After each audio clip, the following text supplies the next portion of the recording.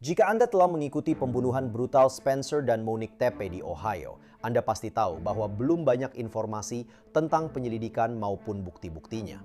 Namun sekarang, ada dokumen surat perintah baru yang tidak lagi disegel. Dan kami baru saja mengetahui detail baru tentang apa yang mungkin dicari dan mungkin ditemukan oleh pihak berwenang. Mantan suami Monique, Michael McKee, kini dituduh melakukan pembunuhan ganda brutal ini. Selamat datang di Sidebar, dipersembahkan oleh Law and Crime, saya Jesse Weber. Hey, sebentar saja, saya punya kabar yang sangat menarik yang ingin saya bagikan kepada Anda. Oke, jadi kita sudah menghabiskan begitu banyak waktu bersama di Law and Crime. Anda tahu, membahas setiap kejadian aneh dan kasus larut malam. Tapi kami ingin menemukan cara agar Anda bisa lebih dekat lagi dengan aksi yang terjadi. Dari itulah sebabnya kami akhirnya meluncurkan Law and Crime Plus. Ini adalah tempat baru Anda untuk ribuan jam episode tanpa iklan dan berkas kasus eksklusif di mana Anda bisa menyelami sendiri bukti-buktinya. Kami benar-benar membangun ini untuk komunitas orang-orang yang begadang, menganalisis setiap detail sambil menunggu putusan. Jadi ini adalah ruang Anda, sama seperti ruang kami.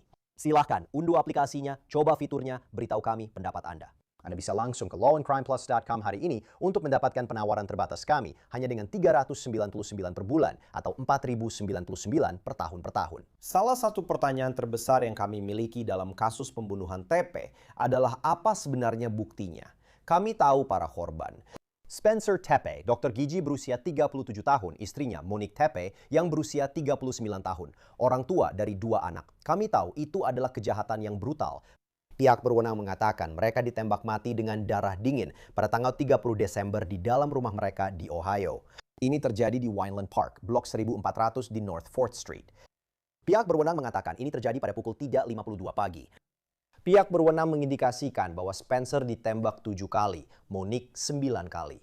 Kita bicara tentang 1 magazin peluru penuh dan 2 anak kecil. Pasangan itu berada di dalam rumah saat kejadian ini terjadi. Tapi untungnya mereka tidak terluka secara fisik. Sekarang pasangan itu dilaporkan dinyatakan meninggal beberapa jam setelah penembakan pada pukul 10.11 pagi. Ternyata hal ini terjadi setelah ada telepon masuk. Salah satunya tentang bagaimana kemungkinan besar Spencer tidak masuk kerja. Ada telepon tentang seseorang yang melihat mayat di dalam rumah dari luar rumah. Dan kita tahu terdakwanya. Pihak berwenang mengatakan tersangka pembunuhnya adalah mantan suami Monique, seorang ahli bedah vaskular berusia 39 tahun bernama Michael McKee. Mereka telah bercerai sejak 2017, hampir 1 dekade, dan kita tahu tuduhannya. Pihak berwenang mengklaim McKee tinggal 7 jam jauhnya di Rockford, Illinois, ketika dia diduga mengemudi sepanjang jalan ke rumah Tepe di Ohio dan menembak mereka dari jarak dekat. Dia bahkan dituduh menggunakan peredam suara atau alat peredam kebisingan. Dia ditangkap di Rockford pada 10 Januari, menghadapi 4 tuduhan pembunuhan dengan pemberatan dan pembobolan dengan pemberatan. Dia telah mengaku tidak bersalah. Dia saat ini berada di penjara Franklin County di Ohio, tanpa jaminan. Tapi yang tidak kami miliki adalah banyak bukti nyata, bukti konkret dalam kasus ini. Tapi sekarang kita membahas perkembangan baru. Ada berkas surat perintah yang segelnya baru dibuka, yang memberikan kita lebih banyak detail yang ingin kita bahas. Dan kami ingin membahas relevansinya. Kami ingin membahas apa yang mungkin mereka temukan, apa yang bisa dilakukan pihak pembela untuk melawan. Dan untuk memperjelas, saat saya membahas ini dan membahas tuduhannya, Michael McKee tetap dianggap tidak bersalah sampai terbukti bersalah, oke? Dia belum dinyatakan bersalah. Untuk membahas semua ini, saya ingin menyambut Jaksa Ohio, mantan Wakil Jaksa Agung Mark Weaver, teman acara ini. Mark, selalu senang bertemu denganmu. Sudah lama tidak bertemu.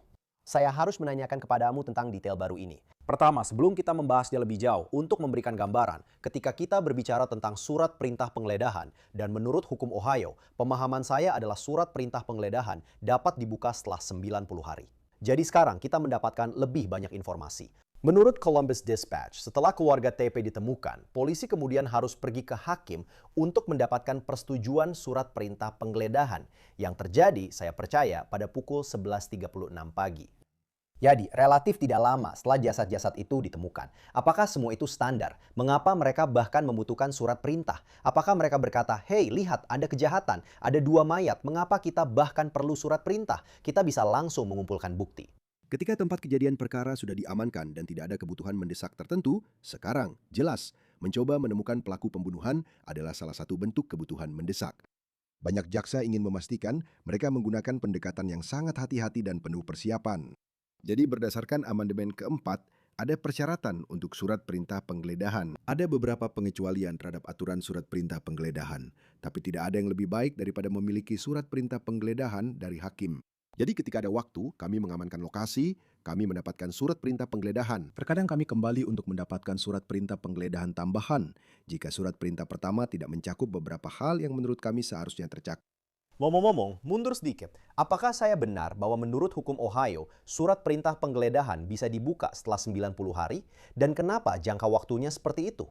Dan apakah ini menjadi masalah bagi jaksa jika informasi ini sudah tersebar ke publik pada saat ini sebelum ada persidangan? Ya, Anda benar. Memang seperti itulah cara kerjanya. Ini menjadi masalah karena sudah terlalu banyak sorotan media sebelum persidangan tentang kasus ini dan belum cukup informasi untuk memenuhi keinginan publik mengetahui apa yang sebenarnya terjadi. Seiring semakin banyak detail yang terungkap, Anda bisa melihat pihak pembela dan saya tahu pengacara pembela Diane Menashe, dia sangat baik. Dia tidak memiliki kasus yang kuat, jadi dia harus mencari cara untuk melindungi kliennya. Itu bisa termasuk meminta pemindahan lokasi sidang. Itu bisa termasuk berbagai macam permohonan pra-persidangan terkait publisitas yang mungkin membatasi kemampuan publik untuk mengetahui lebih banyak. Saya benar-benar ingin membicarakan tentang dia. Saya ingin membahas strategi pembelaan di sini, tapi saya harus masuk ke detail affidavit ini. Oke, jadi kita punya affidavit dari polisi yang mendukung surat perintah penggeledahan, memberikan lebih banyak informasi, benar? Ini menunjukkan mengapa kita membutuhkan surat perintah itu untuk mencari bukti. Dan ini menunjukkan bahwa para penyidik mengumpulkan 29 barang bukti yang bisa saja termasuk barang-barang yang dikemas bersama, beberapa usapan darah potensial dan atau bukti DNA, serta 15 set sidik jari. Dan bahwa ada lebih dari 400 foto yang diambil. Saya ingin membahas ini satu persatu. Jadi Mark, ketika Anda melihat ini, mari kita mulai dari sini dulu.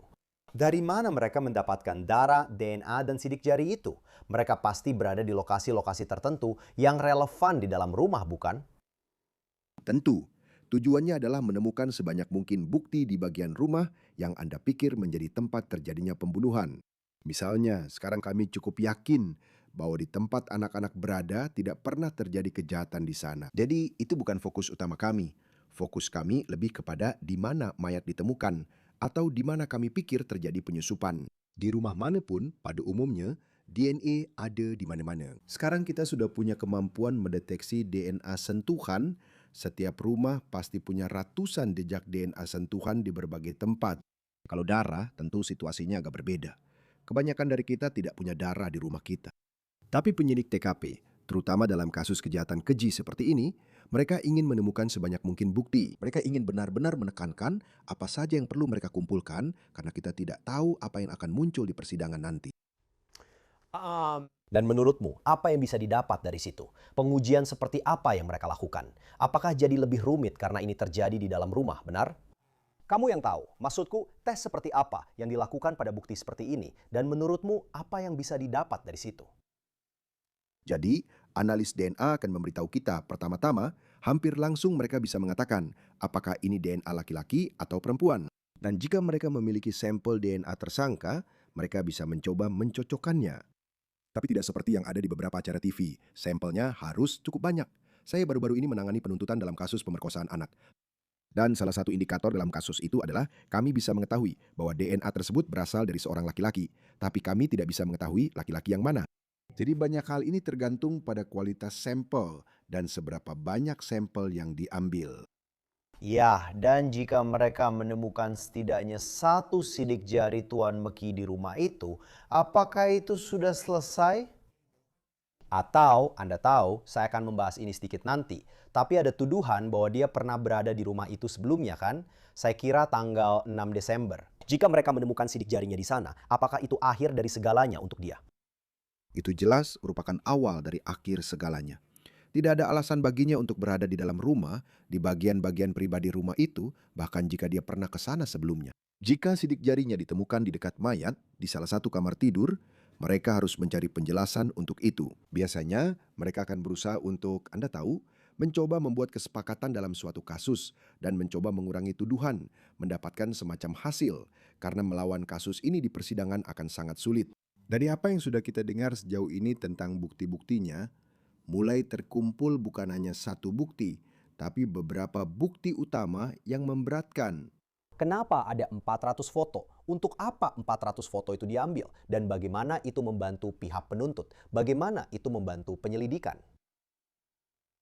Teknisi TKP yang berbeda melakukan ini dengan cara yang berbeda. Jadi misalnya katakanlah ada polisi di dekat mayat. Mereka mengambil foto dari setiap sudut yang berbeda. Mereka mengambil foto dari atas. Kamu mengambil foto dari sisi tempat gagangnya berada.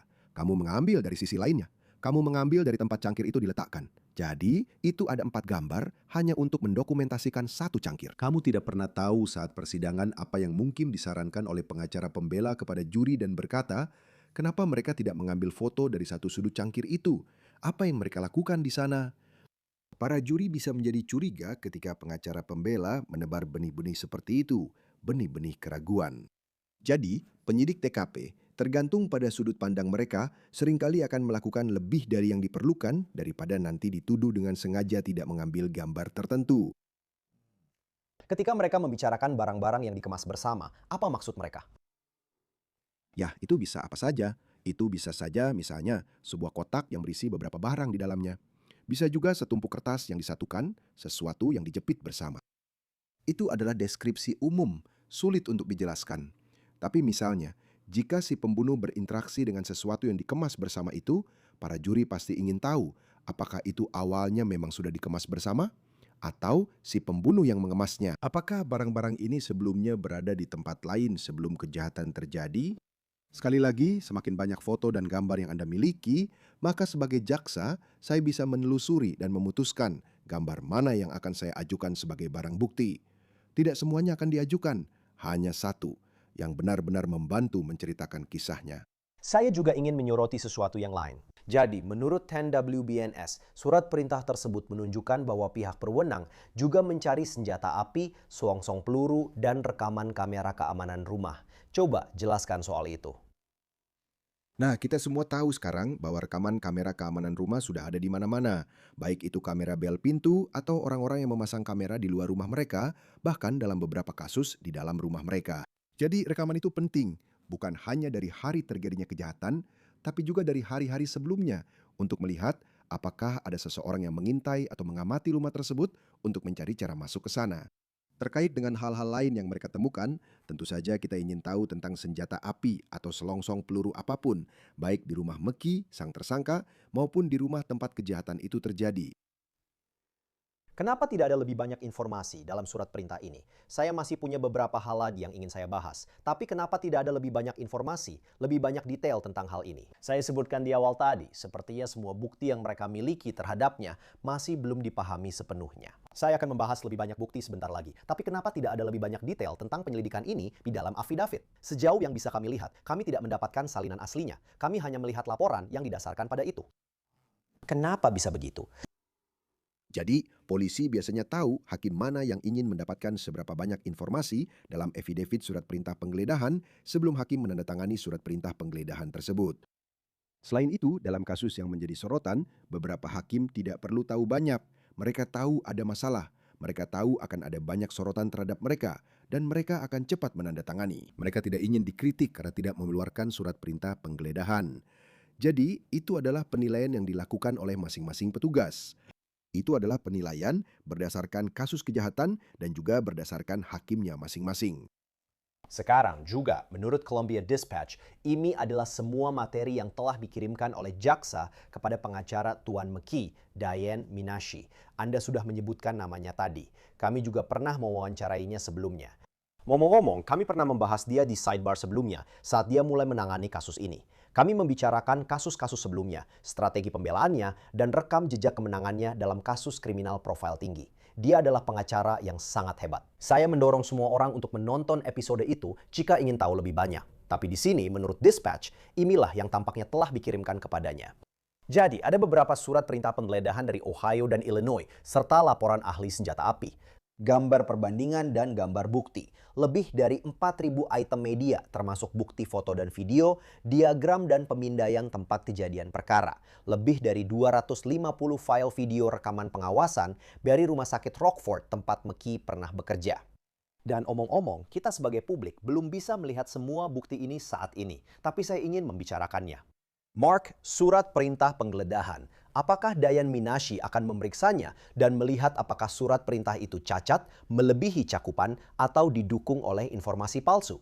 Ceritakan kepada kami bagaimana seorang pengacara pembela menggugat keabsahan surat perintah penggeledahan dan jika berhasil, apa yang seharusnya terjadi? Akan ada banyak mosi pra-persidangan yang diajukan, terutama ketika ada bukti dalam jumlah besar. Tugas seorang pengacara pembela adalah mencoba menemukan kesalahan dalam proses, mencoba meyakinkan hakim bahwa penegak hukum atau jaksa telah mengambil jalan pintas, melanggar aturan, atau melakukan sesuatu yang seharusnya tidak mereka lakukan. Kita baru-baru ini melihat hal ini, dan yang paling buruk reputasinya dalam kasus Alec Baldwin. Semua orang tahu Alec Baldwin menembak dan membunuh wanita itu. Tidak ada keraguan tentang itu, tapi kasusnya dibatalkan. Bukan karena dia tidak bersalah, tapi karena diduga ada masalah dengan cara jaksa menangani kasus tersebut dan hakim membatalkannya.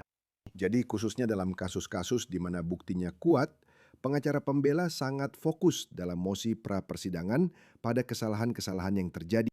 Sekarang Anda membicarakan tentang jumlah bukti yang diberikan kepada pihak pembela. Seorang simis akan berkata bahwa itu adalah strategi. Ini tumpukan jeraminya, silakan cari jarumnya. Orang lain mungkin akan berkata, ya tidak, saya tidak ingin dituduh melakukan pelanggaran Brady versus Maryland, kasus Mahkamah Agung Amerika Serikat yang menyatakan bahwa jaksa harus memberikan bukti yang meringankan.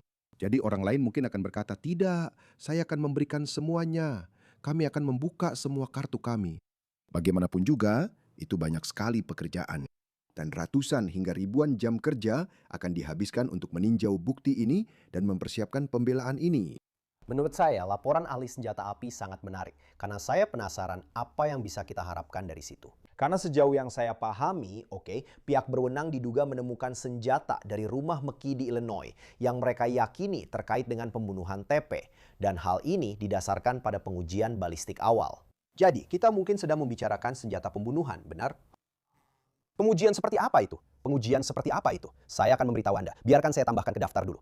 Menurut Kepala Divisi Kepolisian Columbus, Elaine Bryant, mereka menggunakan data balistik nasional melalui Jaringan Informasi Balistik Terpadu Nasional atau NIBIN. Jadi, apa sebenarnya isi laporan-laporan ini? Apa itu pengujian awal? Jadi banyak peluru, yaitu bagian timah yang ada di dalam peluru. Dan selongsongnya memiliki ciri khas sendiri yang unik untuk senjata yang digunakan. Mereka tidak terdaftar. Tidak setiap peluru memiliki nomor seri misalnya.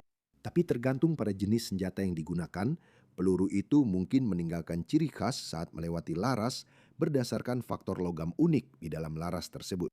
Meski begitu, kita tahu hal ini dalam kasus Charlie Kirk saat ini, di mana ada diskusi tentang apakah peluru itu bisa dicocokkan dengan senapan tersebut atau tidak.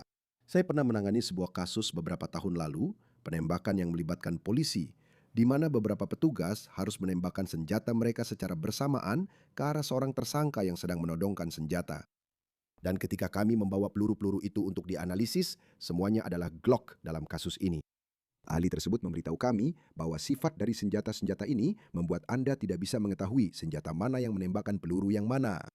Jadi terkadang kami tahu kami bisa melakukan pencocokan langsung. Terkadang kami tidak bisa karena sifat bagian dalam laras dan cara senjata api mengeluarkan peluru. Dan bisa saja jika sebuah kasus hanya bergantung pada itu. Dan Anda bisa membantah. Anda tahu, Anda bisa menimbulkan sedikit keraguan yang masuk akal terkait senjata pembunuhan, terkait siapa yang menembakkannya, atau terkait apakah itu benar-benar senjatanya. Itu bisa saja Anda tahu mengakhiri sebuah kasus. Tapi ketika Anda menggabungkan itu dengan bukti lain dalam kasus ini, itu hanya bagian dari teka-teki kan? Dan saya ingin membicarakan itu sedikit lebih lanjut. Karena ketika saya mengatakan 250 file video rekaman pengawasan dari Rumah Sakit Rockford, tempat Meki bekerja, dikirimkan ke Dayan Minashi. Sebelum saya membahas bukti lainnya, dan saya akan membahas tentang ponsel serta mobil itu. Apa yang mereka cari di sana? Kenapa itu relevan dengan kasus ini? Mengingat itu tempat dia bekerja. Mereka mencoba membangun pola tentang di mana terdakwa berada pada hari-hari dan minggu-minggu sebelum kejahatan. Kapan dia tiba, dari arah mana, lalu melihat apakah pola itu berubah. Anda juga mungkin ingin melihat apa yang dia kenakan. Seperti yang terkenal dari kasus O.J. Simpson, kasus perdata, Jenis sepatu yang dia gunakan untuk melakukan pembunuhan itu ditemukan di sebuah foto dirinya di acara amal beberapa tahun sebelumnya. Sepasang sepatu yang sangat tidak biasa dan jarang dijual di pasaran. Jadi, dengan melihat foto dirinya di acara amal beberapa bulan atau tahun sebelum pembunuhan, para penyelidik untuk pengacara perdata mampu mengidentifikasi sepatu tersebut sebagai sepatu yang digunakan oleh pembunuh pada malam terjadinya pembunuhan. Jadi kurang lebih sama, Anda mencari pola, waktu, pakaian, dan barang-barang yang mungkin dibawanya atau tidak. Anda tidak pernah tahu apa yang bisa menjadi petunjuk, baik untuk pembelaan maupun untuk penuntutan. Dan disinilah saya ingin membahas bukti lainnya, oke? Karena ada beberapa bukti lagi yang kami miliki yang setidaknya telah kami pelajari selama cerita ini berlangsung. Misalnya, Columbus Dispatch melaporkan bahwa ponsel McKee tidak menunjukkan aktivitas selama 17 jam atau diduga tidak menunjukkan aktivitas selama 17 jam. Dan ponsel itu baru aktif kembali ketika seseorang akan kembali ke Rockford. Dan mereka mengklaim bahwa data menunjukkan McKee berada di dekat rumah TP, termasuk selama beberapa jam pada 6 Desember. Namun saat itu, pasangan tersebut sedang berada di luar kota. NBC bahkan melaporkan ada rekaman video keamanan yang menunjukkan dia masuk ke dalam rumah. Mark, coba jelaskan soal itu. Ya, ini adalah salah satu hal yang paling meresahkan bagi pihak pembela. Tidak ada alasan yang masuk akal baginya untuk berada 3 negara bagian ke timur di rumah mantan istrinya. Dia bisa saja berniat buruk. Sekarang seseorang mungkin berkata, ya itu tidak melanggar hukum. Kami tidak bilang itu melanggar hukum. Maksud kami, itu menunjukkan bahwa kamu masih punya obsesi yang sangat berbahaya terhadap mantan istrimu dan suami barunya. Siapapun yang punya akal sehat tahu bahwa ponsel bisa melacak kemana kamu pergi. Dan akibatnya, siapapun yang punya akal sehat dan tidak ingin dilacak akan menonaktifkan ponselnya. Mereka akan mematikannya. Mereka akan melepas baterainya. Mereka akan melakukan sesuatu yang bisa menghentikan sinyal apapun agar tidak terkirim ke menara seluler. Jadi kemungkinan besar itulah yang terjadi di sini. Jika dia sudah mempersiapkan diri, pikirkan ini. Ini bukan kejahatan karena emosi sesaat. Kejahatan karena emosi sesaat terjadi ketika kamu menemukan sesuatu dan bertindak secara impulsif. Ketika kamu tinggal di Illinois dan mantan istrimu ada di Ohio, waktu yang dibutuhkan untuk berkendara ke sana sudah memberimu banyak waktu untuk apa yang disebut hukum sebagai perencanaan dan rancangan sebelumnya.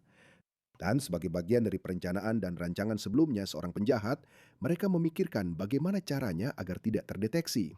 Mematikan ponsel saya, memasukkannya ke dalam tas khusus agar sinyalnya tidak keluar, apapun cara dia menonaktifkannya, kemungkinan besar itulah yang terjadi.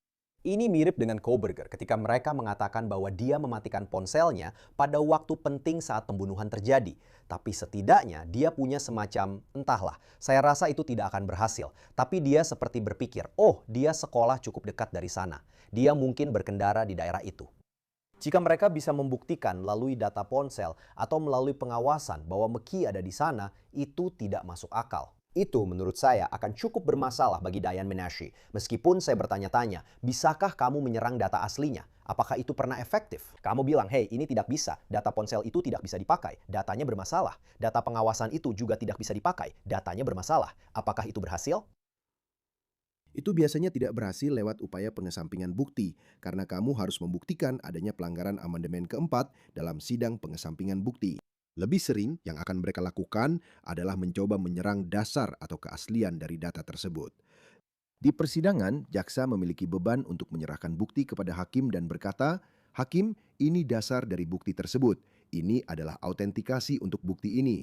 Mohon diterima dalam kasus ini agar juri dapat mempertimbangkannya." Disitulah pihak pembela akan menyerangnya. Entah bagaimana, mereka akan mengatakan tidak ada dasar yang tepat.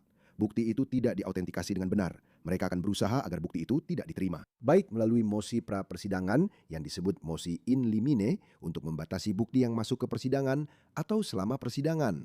Ketika mereka memanggil orang yang mengumpulkan bukti ke dalam persidangan. Dan melalui pemeriksaan silang serta upaya menggugat proses pengumpulan informasi ponsel tersebut. Dan sekarang saya harus membahas bukti penting lainnya ini. Ini adalah hal besar. Jadi pihak berwenang mengatakan mereka mendeteksi sebuah mobil di dekat rumah keluarga TP sebelum pembunuhan terjadi. Dan kemudian mobil ini diduga pergi setelah pembunuhan. Dan mobil itu terlihat di kamera setidaknya 1 kali lagi di daerah tersebut. Dan mereka dilaporkan menelusurinya kembali ke McKee dan kembali ke Rockford. Dan mereka mengklaim bahwa McKee diduga menggunakan setidaknya 2 plat nomor pada SUV perak ini, termasuk 1 plat Ohio yang dicuri dan 1 plat Arizona. Dan ketika mereka tampaknya menemukan mobil itu, dilaporkan mobil tersebut menggunakan plat Arizona. Dan ada bukti bahwa sebuah stiker telah, kutip, dilepas dengan tergesa-gesa. Mark, pertama, bagaimana mereka tahu ini? Bukti apa yang akan digunakan di persidangan untuk mendukung hal ini? Dan kedua, seberapa bermasalahkah hal itu bagi pihak pembela? Ya, ini mungkin salah satu bukti terkuat yang pernah saya lihat dalam kasus ini. Di 49 negara bagian termasuk Ohio, ada kamera vlog. Itu nama perusahaan yang melacak plat nomor dan memungkinkan petugas polisi menemukan mobil curian. Orang yang dicari berdasarkan surat perintah penangkapan, bahkan plat nomor yang ditangguhkan. Jadi saat kita semua berkendara di jalanan di sebagian besar negara bagian, kamera-kamera ini merekam plat nomor kita dan mereka memang diprogram khusus untuk melihat plat nomor dan mencocokkannya dengan surat perintah penangkapan yang masih aktif. Kemungkinan besar dari situlah asalnya. Sangat mungkin juga itu berasal dari kamera keamanan di rumah-rumah sekitar. Tapi kamera vlog memang ada di mana-mana di kota besar seperti Columbus. Jadi kamu akan terekam beberapa kali saat melintasi kota. Sekali lagi, seseorang yang pintar pasti tahu ini. Kamu tidak mungkin jadi dokter kalau tidak pintar, kan? Jadi, seseorang yang pintar pasti tahu ini. Dan akibatnya, dia telah mengambil langkah-langkah untuk mencoba menghindari agar tidak ketahuan itu dirinya. Mencuri plat nomor adalah salah satu cara yang jelas. Tidak ada dari kita yang mengamankan plat nomor kita. Yang kamu butuhkan hanya obeng untuk melepasnya. Dan kemudian mencabut stiker yang mungkin menunjukkan dari county mana plat itu berasal. Misalnya di Ohio, setiap plat nomor memiliki stiker yang menunjukkan dari county mana plat itu berasal. Itu mungkin juga sesuatu yang dia lakukan. Tapi Mark, ada begitu banyak hal yang belum kita ketahui dalam kasus ini. Saya akan memberikan contohnya. Mereka mengatakan bahwa pembunuhan ini terjadi pada pukul 3.52 pagi. Bagaimana pihak berwenang mengetahuinya? Ya, sebagian dari itu bisa jadi seorang dokter tidak bisa memberikan waktu pasti. Dokter autopsi atau spesialis forensik tidak bisa menentukan momen yang tepat. Tapi perangkat lain, baik elektronik maupun non-elektronik di rumah yang mungkin terlibat, bisa saja memberikan informasi itu. Tentu saja, orang-orang kita yang memakai jam tangan pintar tahu bahwa misalnya jam tangan pintar saya terus-menerus memantau detak jantung saya dan hal-hal yang terjadi di tubuh saya, apakah saya sehat atau tidak. Jadi itu menciptakan serangkaian bukti baru yang belum kita miliki bahkan 15 tahun yang lalu yang bisa memberitahu kita apa yang terjadi di tubuh seseorang berdasarkan jam tangan yang mereka pakai atau perangkat lainnya. Ya, itu poin yang bagus. Tapi sekali lagi, masih banyak yang belum kita miliki, sehingga saya ingin penjelasan yang jelas. Tapi sekali lagi, itulah tujuan dari sebuah persidangan. Motifnya belum dijelaskan, kan? Belum tentu. Dan untuk memperjelas, itu bahkan tidak harus ditunjukkan atau dibuktikan. Itu bukan unsur dari dakwaan. Tapi itu memang membantu melengkapi bagian-bagian yang ada. Itu juga membantu menceritakan kisahnya kepada juri. Dan salah satu hal yang muncul, dan NBC telah menyorotinya, mereka telah melaporkannya bahwa memang ada masalah ini. Karena ada affidavit yang menunjukkan bahwa seseorang memberitahu pihak berwenang bahwa McKee diduga mengancam Monique dengan mengatakan bahwa dia bisa, kutip, membunuhnya kapan saja dan akan menemukannya serta membeli rumah tepat di sebelahnya. Dan juga ada pernyataan yang diduga bahwa dia akan selalu menjadi istrinya. Dan diduga, Monique memberitahu saksi tentang hal ini. Saya tidak tahu apakah ada masalah kesaksian tidak langsung di sini, tapi Mark memang ada. Maksud saya, pertama-tama, menurutmu, apakah itu akan menjadi masalah kesaksian tidak langsung? Tapi juga, apakah ini jenis bukti yang akan membantu? Maksud saya, apakah ini jenis bukti yang bisa membuktikan bagaimana seseorang yang membuat kasus ini sangat aneh, sudah bercerai selama bertahun-tahun, tiba-tiba muncul dan diduga membunuh dia dan suaminya? Mari saya jawab pertanyaan terakhirmu. Ini adalah jenis bukti yang akan membantu juri jika tidak bisa mendapatkannya. Dan saya akan membahas pertanyaan tentang kesaksian tidak langsung sebentar lagi. Seperti yang sudah Anda sebutkan, kita tidak harus membuktikan motif. Tapi para juri sangat ingin tahu motifnya, terutama dalam kasus dengan hukuman seberat ini. Jadi para juri ingin punya sebuah teori. Mereka merasa lebih nyaman jika tahu, saya bisa melihat alasan kenapa dia melakukan ini. Itu berarti kemungkinan besar memang dia yang melakukannya. Jadi jika ini dimasukkan, ini adalah bukti motif yang sangat kuat, meskipun sebenarnya tidak wajib untuk ditunjukkan. Sekarang, terkait dengan hearsay, hearsay adalah pernyataan di luar pengadilan yang diajukan untuk membuktikan kebenarannya sendiri. Anda memanggil John ke kursi saksi. Jika John berkata, Nyonya Tepe pernah mengatakan ini kepada saya, itu adalah hearsay. Artinya, tidak ada pengecualian terhadap aturan hearsay untuk hal itu. Tapi jika John bersaksi dan berkata, tidak, terdakwa pernah mengatakan itu kepada saya, itu adalah pengecualian terhadap aturan hearsay. Itu bukan hearsay. Apa yang dikatakan terdakwa, meskipun itu adalah pernyataan di luar pengadilan, diajukan untuk membuktikan kebenarannya sendiri. Ada pengecualian khusus dalam aturan hearsay yang memungkinkan hal itu diterima. Jadi itu akan tergantung pada siapa orang yang mengatakan pernyataan ini dan dari mana orang tersebut mendengarnya. Apakah menurutmu ini relevan? Karena kita belum sempat membicarakannya. Ada laporan bahwa 3 bulan sebelum penembakan, McKee rupanya sedang digugat atas malpraktik medis. Majalah People mengatakan, seorang teman Monique mengatakan, dia pikir Monique tidak bisa hidup tanpa dia, bahwa dia membutuhkannya. Jadi ketika dia bisa bahagia dalam pernikahan barunya, itu benar-benar menghancurkan ego kecilnya yang rapuh. Maksud saya, ini hanyalah pendapat seseorang. Tapi seberapa besar hal-hal yang terjadi dalam hidup McKee atau yang diduga terjadi dalam hidup McKee akan berperan dalam persidangan ini? Ada aturan bukti yang harus dipertimbangkan oleh hakim yang menyatakan bahwa bukti yang lebih menimbulkan prasangka daripada nilai pembuktiannya harus dikeluarkan. Prejudisial berarti itu akan membakar emosi para juri. Probatif berarti itu memberikan wawasan kepada juri tentang kejahatan tersebut. Jadi, ada tes penyeimbangan. Itu adalah keberatan yang sangat umum yang sering Anda lihat di persidangan. Yang mulia, itu lebih menimbulkan prasangka daripada nilai pembuktiannya. Itu akan menyesatkan juri. Itu akan membawa mereka ke arah yang tidak relevan dengan unsur-unsur kasus ini. Jadi saya akan terkejut jika hakim tidak diminta untuk memutuskan hal itu oleh penasihat pembela. Saya rasa hal itu pasti akan muncul. Jika bukti itu diajukan, baik pada pra-persidangan, Diane Menashe dan timnya akan berusaha untuk mengecualikan kesaksian tersebut atau selama persidangan itu sendiri. Sidang tertutup untuk penjadwalan akan diadakan pada 13 April, di mana saya membayangkan mereka hanya akan mencoba mungkin menetapkan tanggal-tanggal selanjutnya untuk entah itu permohonan atau sidang.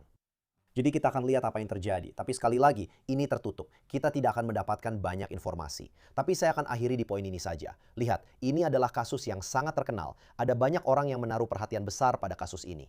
Kematian mereka telah mengguncang komunitas itu. Teman-teman mereka, keluarga mereka, ini benar-benar mengerikan. Untuk memberi Anda gambaran tentang ini, NBC melaporkan bahwa kerabat keluarga TP mengatakan bahwa pasangan ini memiliki, kutip, hubungan yang indah, kuat dan sangat bahagia, bahwa keluarga mereka sangat hancur hatinya. Kutipan, meskipun tidak ada hasil yang bisa menghapus kehilangan ini, keluarga kami berkomitmen untuk memastikan tragedi ini diproses secara tuntas dan adil demi keadilan serta menghormati Spencer dan Monique dengan melindungi masa depan anak-anak yang sangat mereka cintai. Jadi kita sering membicarakan tentang bukti, tapi itulah sisi manusianya. Mark Weaver, terima kasih sudah meluangkan waktu. Saya sangat menghargainya. Terima kasih Jesse. Dan itu saja yang bisa kami sampaikan untuk Anda saat ini di Sidebar semuanya. Terima kasih banyak sudah bergabung bersama kami. Dan seperti biasa, jangan lupa berlangganan di YouTube, Apple Podcast, Spotify, atau dimanapun Anda mendapatkan podcast Anda. Anda juga bisa menonton kami di Peacock milik NBC. Jika Anda ingin mengikuti saya di X dan Instagram, acara News Nation saya, Jesse Weber Live, Senin sampai Jumat pukul 11 malam waktu timur. Sampai jumpa di lain kesempatan semuanya.